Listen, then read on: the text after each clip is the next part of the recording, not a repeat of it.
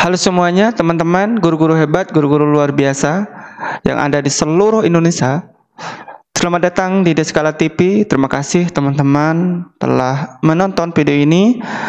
Semoga video ini bisa bermanfaat kepada kalian semuanya. Nah, pada kesempatan kali ini, seperti biasa saya akan membahas soal-soal FR atau bocoran soal yang diberikan oleh teman pada saat tes tanggal 22 sampai 24 Juli kemarin. Nah, soal ini khusus buat teman-teman yang saat ini belum ujian akademik pretest PPG dalam jabatan. Nah, soal-soal ini adalah soal yang tepat untuk teman-teman pelajari karena ini adalah FR yang keluar kemarin pada saat ujian, ya. Nah, seperti apa bentuk soal-soalnya? Mari kita simak video ini, ya. Saya mulai dari soal nomor 1. Ik adalah guru salah satu SD favorit. Ik mempunyai seorang teman guru yang pernah menolongnya. Suatu ketika Ik mengetahui bahwa teman tersebut berbohong kepada beberapa wali murid yang dapat mencemarkan nama sekolah. Jika Ik melapor pada kepala sekolah, maka kasusnya akan ramai dan teman-teman tersebut bisa mendapatkan sanksi. Namun bila tidak melapor, lambat laun nama sekolah akan tercemar dan banyak wali murid yang merugikan. Terkait hal ini, menurut Anda yang sebaiknya dilakukan Ik adalah A. Diam saja, karena kalau melaporkan kepada sekolah, baik si Ik maupun temannya akan mendapatkan masalah. B. Mengingatkan temannya dengan mengatakan kalau melakukan lagi, maka ia akan melaporkan ke pihak sekolah. C. Mengingatkan temannya untuk tidak mengulangi perbuatannya dan membantu mencari solusi atas masalah yang terjadi. D. Meminta temannya untuk mengaku kesalahan di depan sekolah. E. Mengajak dan menemani teman melapor pada kepala sekolah dan membantu mencari solusi. Nah, kira-kira mana jawaban yang tepat teman-teman antara opsi A, B, C, D, dan E? Silakan teman-teman untuk menjawab. Saya kasih waktu beberapa detik. Oke, kita bahas sama-sama soalnya, ya. Nah, ini ada guru, ya, ada guru, kemudian ada temannya yang pernah menolongnya atau baiklah sama dia, kan? Kemudian, nah, temannya ini berbuat bohong kepada beberapa wali yang mencemarkan nama sekolah. Nah, kalau dia melaporkan kepala sekolah, maka kasusnya itu akan ramai. Kalaupun tidak melapor juga lambat laun sekolah itu akan tercemar dan banyak wali murid yang dirugikan. Nah, apa tindakan dari Ik ini?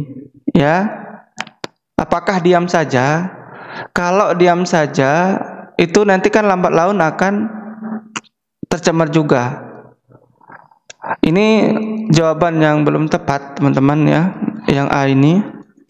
Kemudian yang B, mengingatkan temannya dengan mengatakan kalau melakukan lagi maka ia akan melaporkan ke pihak sekolah, ya. Nah, ini juga jawaban yang kurang tepat, hanya sekedar mengingatkan tapi solusinya tidak ada, ya. Kemudian yang C, mengingatkan temannya untuk tidak mengulangi sama. B, C ini sama juga jawaban yang kurang tepat ini. Kemudian meminta temannya untuk mengaku kesalahan di depan sekolah, hanya sekedar meminta, ya, tapi tidak didampingi. Seharusnya dia mengajak, kemudian menemani teman tersebut untuk melapor kepala sekolah dan ia membantu mencari solusinya. Nah, siapa tahu nanti kalau sudah melapor ke kepala sekolah, antara kepala sekolah maupun guru yang bersangkutan itu dapat mencari solusi bagaimana kasus tersebut tidak merembet kemana-mana, sehingga jawaban yang paling tepat itu adalah yang E, ya. Oke teman-teman, kita lanjut ke soal nomor 2. Pada suatu proses pembelajaran, siswa dihadapkan dengan situasi di mana ia bebas untuk mengumpulkan data membuat dugaan atau hipotesis, mencoba-coba atau trial and error, mencari dan menemukan keteraturan membentuk pola, menggeneralisasi atau menyusun rumus beserta bentuk umum sampai dengan membuktikan benar tidaknya dugaan itu. Hal ini merupakan penerapan teori belajar A. Sibernetik, B. Humanistik, C. Behaviorisme, D. Konstruktivisme, dan E. Kognitif. Nah, kira-kira jawaban teman-teman yang mana? Antara opsi A, B, C, D, dan E. Ya, saya kasih waktu beberapa detik.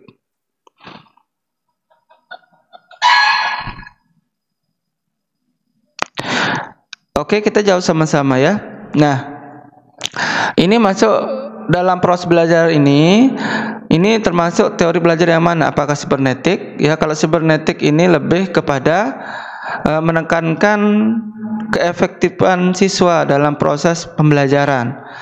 Ya, contohnya menggunakan media-media yang ada.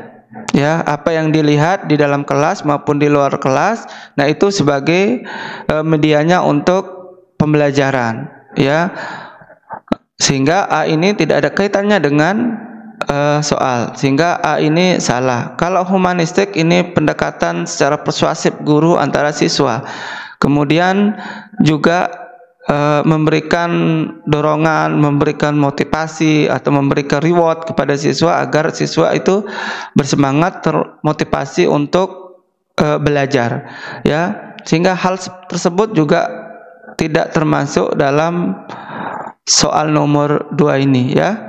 Kemudian behaviorisme itu lebih kepada menekankan kedisiplinan siswa, ya. Kemudian guru menganalisis kemampuan siswa sebelum mulai pembelajaran, sehingga permasalahan tersebut seorang guru itu mencoba mencari solusi supaya proses pembelajaran itu berjalan dengan baik, ya, sehingga C ini juga tidak termasuk dalam teori belajar yang dinyatakan di nomor 2, ya. Kemudian konstruktivisme, nah ini adalah proses pembelajaran yang siswa dihadapkan dengan situasi di mana ia bebas mengumpulkan data, ya, atau hipotesis, kemudian mencoba trial atau error, ya, mencari dan menemukan keteraturan pembentukan pola, sehingga jawaban yang paling tepat ini adalah yang D. Ya, bisa dipahami teman-teman. Kita lanjut ke soal selanjutnya. Soal nomor 3, penilaian portofolio dapat dilaksanakan dengan cara A. Memberikan penilaian menyeluruh terhadap tugas-tugas peserta didik, B. Mengumpulkan lembaran-lembar jawaban hasil tes harian dan ulangan akhir semester tiap peserta didik, C. Mengumpulkan hasil kerja masing-masing peserta didik yang telah diberikan masukan baik oleh guru dan rekan peserta didik dalam suatu album sebagai bukti hasil belajar, D. Mengumpulkan lembaran-lembaran jawaban hasil ulangan tiap peserta didik untuk melihat kesulitan peserta didik dalam memahami pokok bahasan tertentu dan kemudian diberikan pembelajaran dan tes remedi. E. Mengumpulkan lembaran-lembaran hasil pekerjaan tugas atau gambaran-gambaran dan hasil ulangan tiap peserta didik. Nah, kira-kira jawaban yang mana, teman-teman? A, B, C, D, dan E. Ya, silakan teman-teman jawab. Oke. Nah, untuk penilaian portofolio ini itu dapat dilaksanakan dengan cara memberikan penilaian menyeluruh terhadap tugas-tugas peserta didik.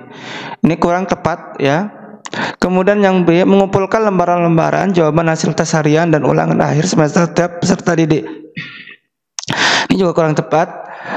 Ya, yang C, mengumpulkan hasil kerja masing-masing peserta didik yang dapat diberikan masukan baik oleh guru dan rekan peserta didik dalam suatu album sebagai bukti hasil belajar. Nah, ini adalah cara penilaian dalam portofolio. Ya, bisa dipahami teman-teman. Kita lanjut ke soal selanjutnya.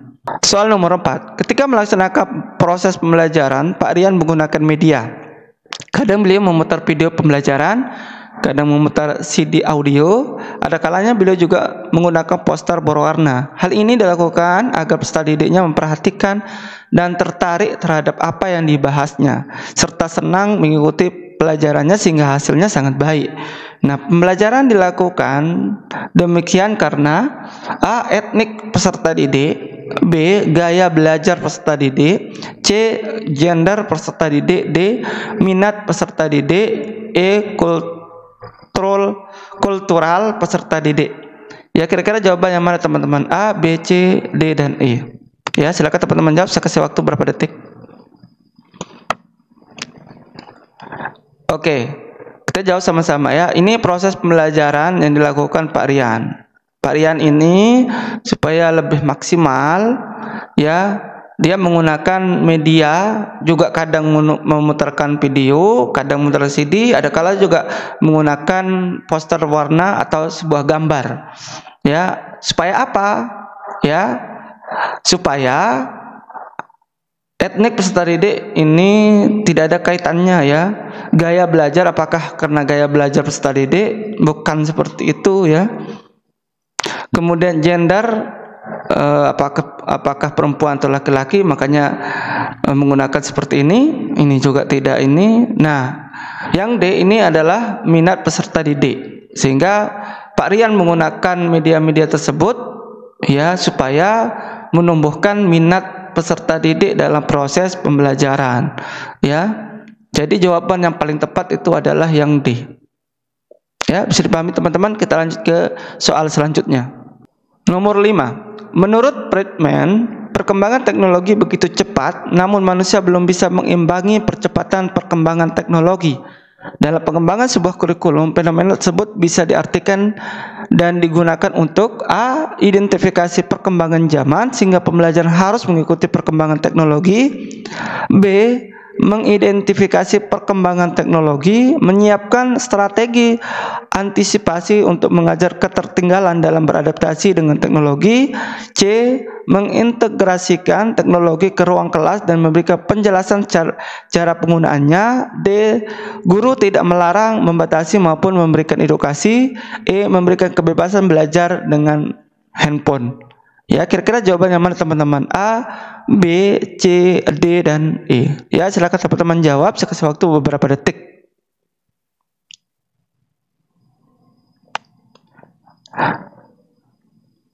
Oke, kita jawab sama-sama ya. Nah, menurut Friedman ini bahwa kecepatan teknologi yang saat ini itu tidak diimbangi. Maksudnya tidak diimbangi dengan hal yang buruk maupun hal yang baik. Sehingga dalam sebuah pengembangan kurikulum, fenomena tersebut bisa diartikan digunakan untuk A. Identifikasi perkembangan zaman sehingga pembelajaran harus mengikuti perkembangan teknologi. Ini kurang tepat ya.